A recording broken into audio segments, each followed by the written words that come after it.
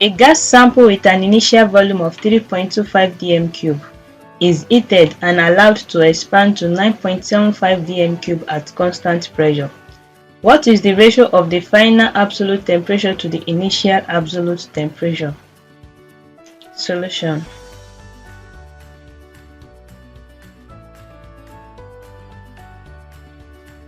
This is a question on gas laws, and amidst the gas laws we have, the one applicable to this question is Charles' law, and this is because of the condition given, which is a constant pressure. Now, Charles' law states that the volume of a fixed mass or given mass of gas is directly proportional to its temperature, provided the pressure is kept constant. That is, at a constant pressure, the volume of a fixed mass of gas is directly proportional to its temperature. So now, and from Charles' law, we have the equation to be given as V1 over T1, which to be equal to V2 over T2, where subscript of 1 and 2 means the initial and the final value. V1 is the initial volume, T1 is the initial temperature, V2 is the final volume, while T2 is the final temperature. So to proceed now, the next thing we'll be doing is to write out the values given from the question. So now from the question, we have V1 to be given as 3.25 dm cube, that is the initial volume of the gas.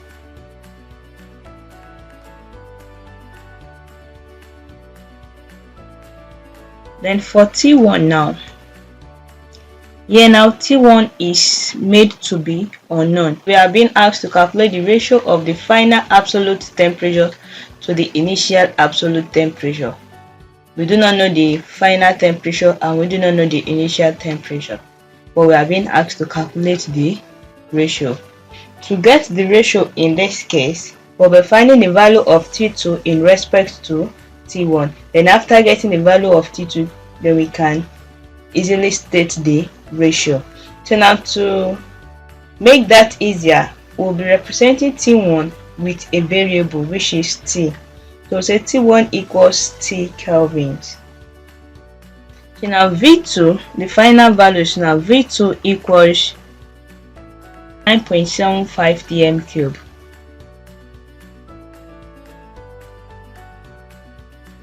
Then T2 remains unknown, since we are finding T2 in respect to T1, so we'll have T2 to be unknown. So now we have T2 as the unknown. We've gotten V1, T1 and V2.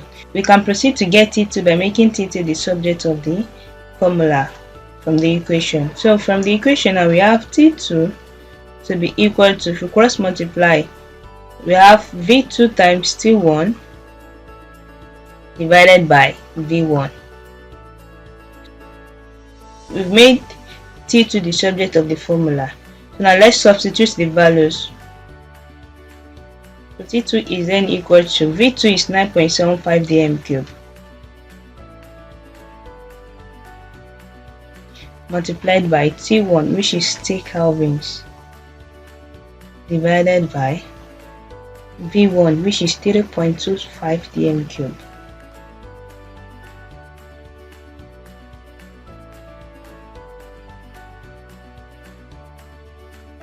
So calculating this, we have T2 to be 30 kelvins. So now with this, we've gotten T2 with respect to T1.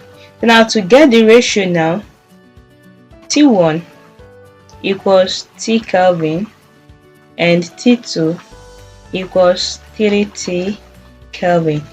So the ratio of the final temperature to the initial temperature, that's T2 ratio T1, is then equivalent to T2 over T1, which is equal to 30K, that is, K here is Kelvin, unit of temperature, divided by T kelvins.